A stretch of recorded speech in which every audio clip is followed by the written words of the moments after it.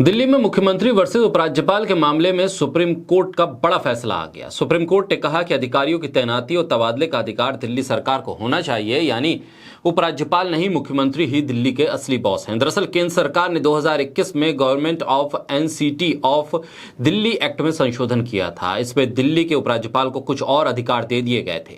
आम आदमी पार्टी ने इसी कानून के खिलाफ सुप्रीम कोर्ट में याचिका दायर की थी और इसी याचिका पर सुप्रीम कोर्ट ने यह फैसला सुनाया। कोर्ट के इस फैसले के बाद आम आदमी पार्टी के नेता, विधायक, मंत्री चीफ जस्टिस ऑफ इंडिया की तारीफ कर रहे हैं, फैसले को सत्य की जीत बता रहे हैं और सीजीआई को बता रहे हैं असली हीरो। बोलता हिंदुस्तान पर मैं हूं आपके साथ मिर्जा शाकिर अली बेग। अधिकारियों की तैनाती और तबादले का अधिकार दिल्ली सरकार के पास होगा। चुनी हुई सरकार के पास प्रशासनिक सेवा का अधिकार होना चाहिए। अगर चुनी हुई सरकार के पास प्रशासनिक व्यवस्था का अधिकार नहीं होगा तो फिर ट्रिपल चेन जवाबदेही पूरी नहीं होती है। उपराज्यपाल को सरकार की सलाह माननी होगी। पुलिस, पब्लिक ऑर्डर और लैंड का अधिकार केंद्र के पास होगा।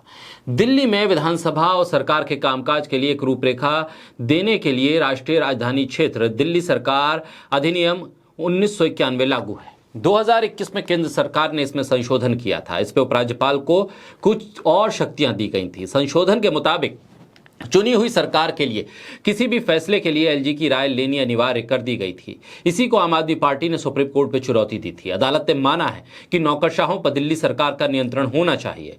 Chief justice of India DY Chandrachud के नेतृत्व में सुप्रीम कोर्ट की संवैधानिक पीठ ने फैसला सुनाया। चीफ जस्टिस ने संवैधानिक बेंच का फैसला सुनाते हुए कहा कि दिल्ली सरकार की शक्तियों को सीमित करने के लिए केंद्र की दलीलों से निपटना जरूरी है।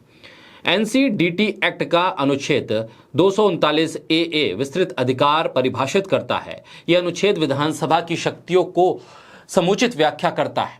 इनमें 3 विषयों को सरकार के अधिकार क्षेत्र से बाहर रखा गया है।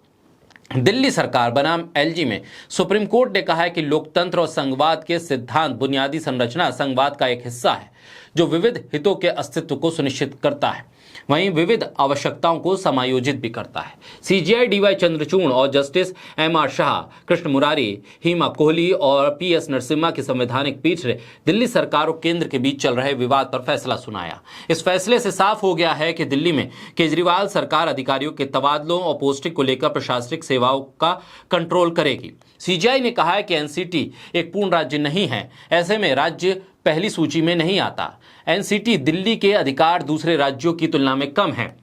सीजीआई ने कहा कि प्रशासन को GNCTD के संपूर्ण प्रशासन के तौर पे नहीं समझा जा सकता, नहीं तो निर्वाचित सरकार की शक्तियां कमजोर हो जाएंगी। सुप्रीम कोर्ट ने कहा है कि एलजी के पास दिल्ली से जुड़े सभी मुद्दों पर व्यापक प्रशासनिक अधिकार नहीं हो सकते। एलजी की शक्तियां उन्हें दिल्ली विधानसभा और निर्वाचित सरकार की विधायी शक्तियों में हस्तक्षेप करने का अधिकार नहीं देता है। केंद्र सरकार के लिए इसे बड़ी हार माना जा रहा है। हालांकि केंद्र सुप्रीम कोर्ट के फैसले के खिलाफ रिव्यू पिटीशन दाखिल कर सकता है। अगर रिव्यू पिटीशन पर भी सुप्रीम कोर्ट दिल्ली सरकार के पक्ष में फैसला सुनाती है तो क्यूरेटिव याचिका भी दाखिल की जा सकती है। इसके अलावा केंद्र के पास संसद में कानून लाकर इसे बदलने का विकल्प भी है। हालांकि इस कानून को फिर सुप्रीम कोर्ट पर चुनौती दी जा सकती है।